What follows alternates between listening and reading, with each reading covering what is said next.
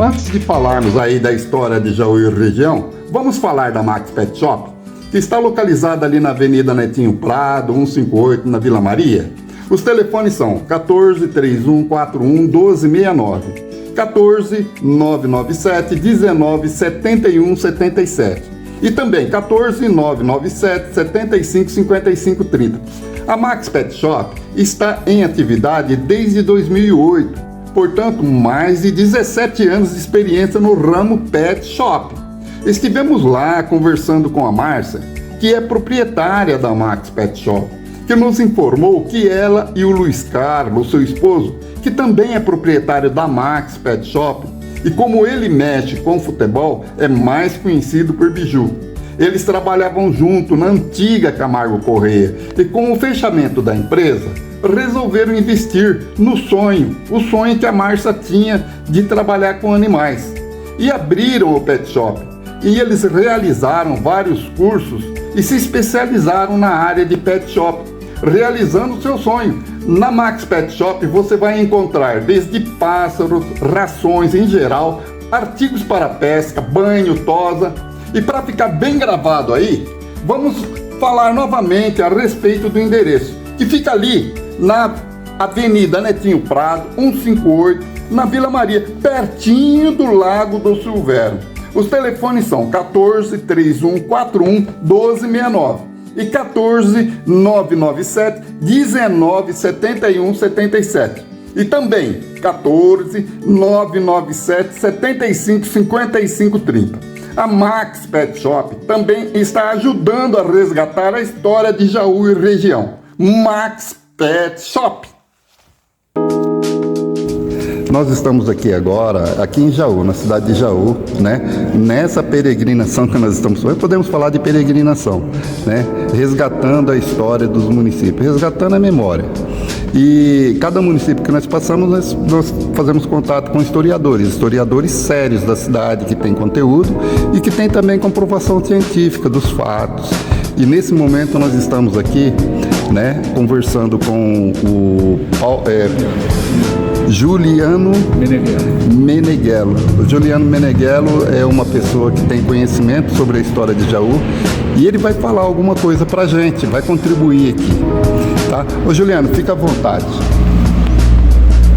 Jaú, eu vou falar um pouco em relação ao processo de ocupação do território de uma forma geral. Perfeito, tá? Ótimo. Aqui, antes de existir a cidade, a gente tinha ocupações por populações indígenas e até o que a gente chama de paleoindígenas. Paleoindígenas são populações que antecederam as populações indígenas que a gente conhece atualmente. Ah, perfeito. Ô Juliano, inclusive, o Juliano é arqueólogo. Eu sou arqueólogo e historiador. Historiador, para se posicionar, o Juliano é um cientista. Sim. Pode falar, Juliano.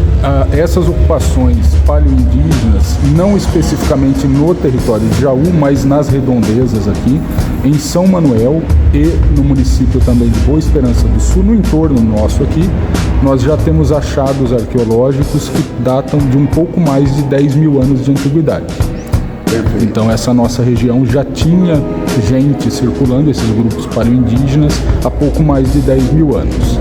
Esses grupos depois vão sendo, há uma sucessão de ocupações, né? A gente vai ter ocupações de origem tupi-guarani, povos tupi-guarani, com datações aproximadas de 2.100 anos aqui para a nossa região, 2.100 anos de antiguidade. Perfeito. Após a ocupação tupi-guarani, nós vamos ter a ocupação que, do ponto de vista indígena, é mais conhecido para a gente aqui, porque é mais próximo, é o Caingangue. O Caingangue, que a gente tinha na região toda aqui. Isso vai ser pelo menos 200 anos atrás, já há relatos textuais, mas nós temos materiais arqueológicos pensando, não tem especificamente também no território de Jaú, mas para a gente fazer um paralelo mais ou menos regional, a gente tem material em Botucatu e material na região de Arco-Íris, Tupã, tá? Inclusive onde estão as terras indígenas dos Caingangue atualmente, que vão datar aí de 400 e poucos anos atrás. Perfeito. Só uma perguntinha. que nem eu falei para você da Carol, ela falou sobre os povos originários ali. São caigangues ali. São caigangues. Em Pederneiras. Agora uma outra perguntinha. Em Bauru tem 2 aldeias lá. Parece que é Copenoti, não são a mesma, não são caigangues. Não, na realidade o processo histórico dos caigangue, eles ocupavam 1/3 do estado de São Paulo até 1912. Então os caigangue, imagine que de Bauru, mais ou menos, até o rio Paraná, divisa com Mato Grosso, e do rio Tietê até o rio Paranapanema, divisa com o Paraná, todo esse trecho que dá mais ou menos 1/3 do território do estado de São Paulo, até 1912 era território caigangue. Eles ocupavam esse grande espaço.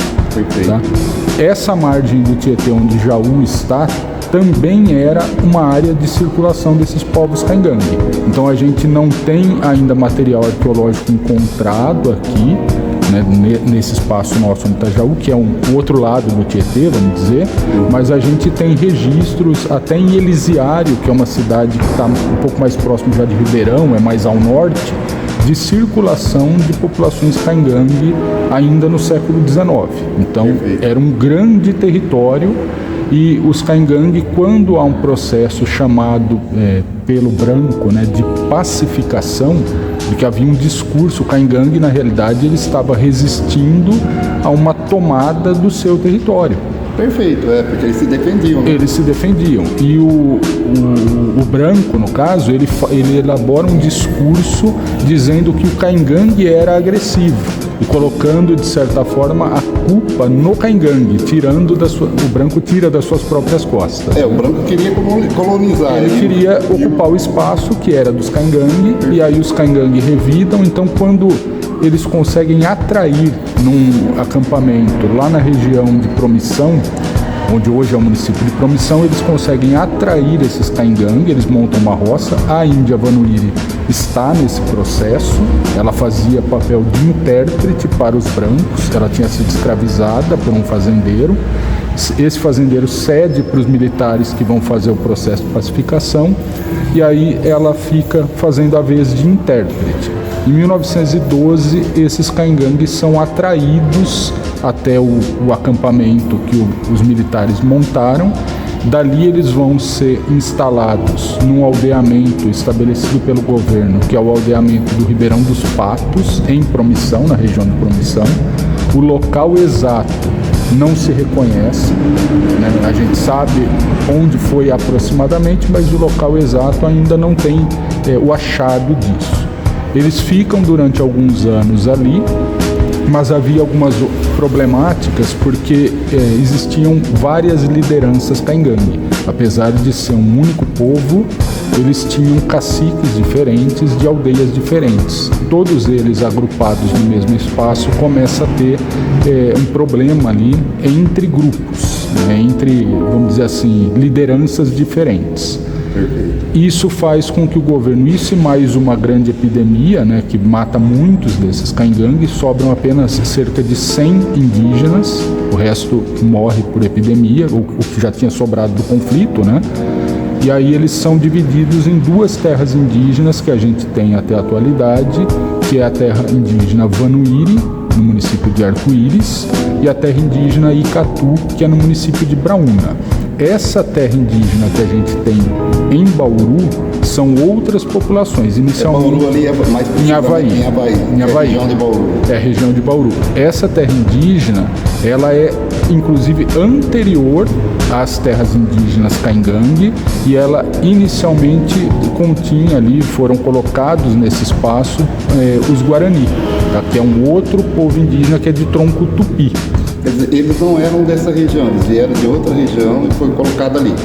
Os Guarani, imagina-se que eles vieram do Mato Grosso, mas já estavam circulando por aqui há algum tempo. Isso daí talvez até por manifestação do homem branco, porque senão eles não estariam nesse território aqui, né? Porque aqui é território dos caigangue. Aqui mais recentemente é território caigangue. Nesse período que as frentes de expansão das cidades que vão surgindo, que inicialmente são povoados, quem ocupava o espaço aqui, a gente tinha 3 grupos. Tinha o caigangue, tinha os Guarani, que tinham vindo há um tempo aqui, mas estavam inicialmente no Mato Grosso, e tinha os Oti. Os Oti foram completamente exterminados. Era um grupo que, com o avanço do branco, ele entrou em combate direto. Ah, eles não aceitaram. Eles morreram lutando, morrem todos. A última que falece é acho que é Rosa, o nome dela, que ela estava, na realidade, junto com os Caingangue.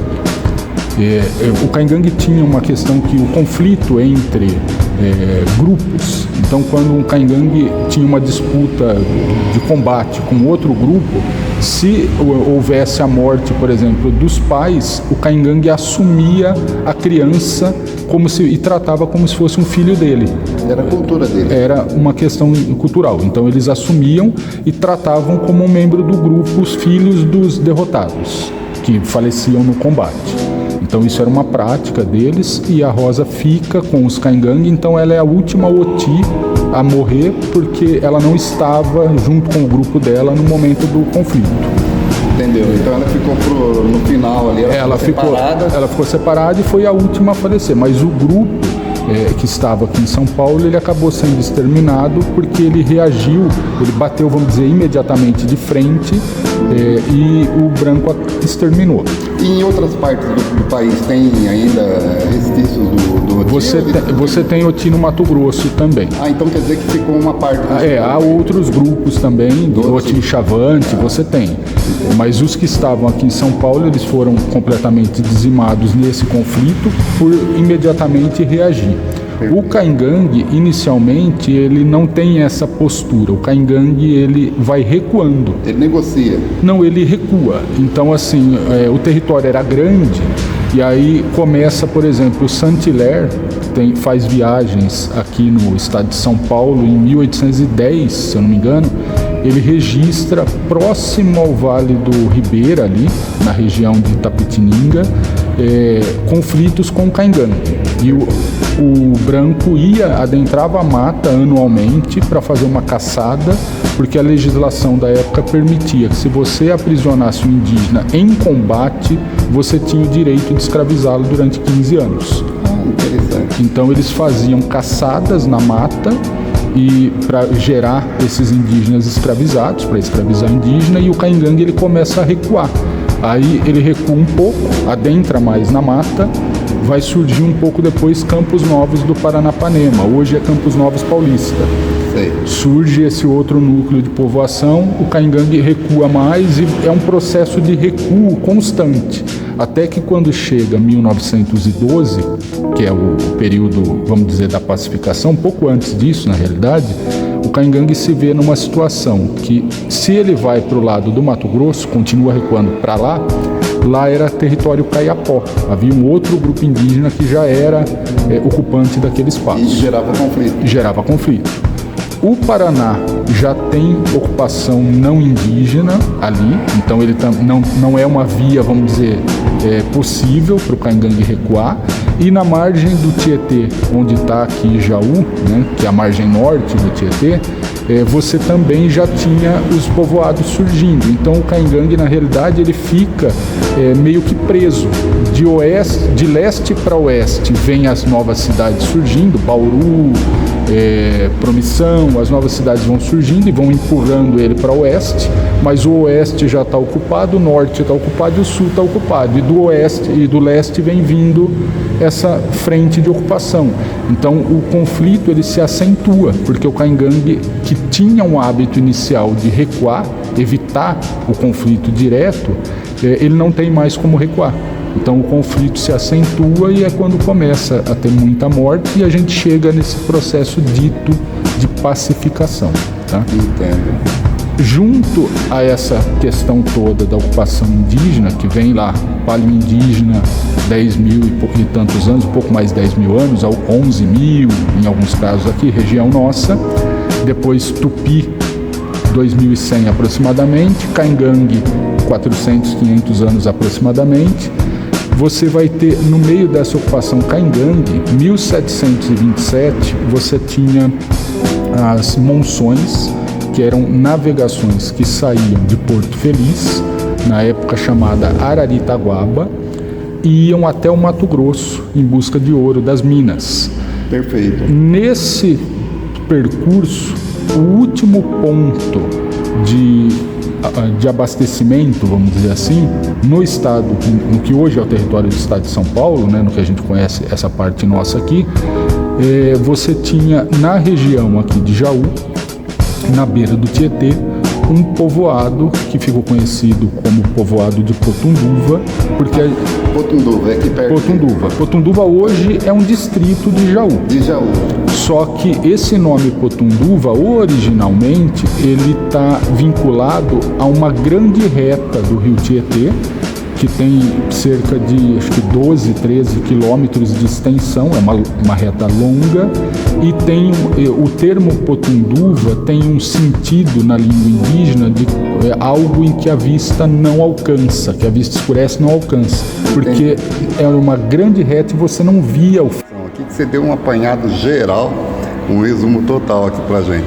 Juliano, muito obrigado, né, por essa contribuição aqui. Isso daqui vai ser muito importante. Vamos procurar estar divulgando aí, né? Quer falar mais alguma coisa aí? Não, acho que está tranquilo. Eu agradeço o convite aí.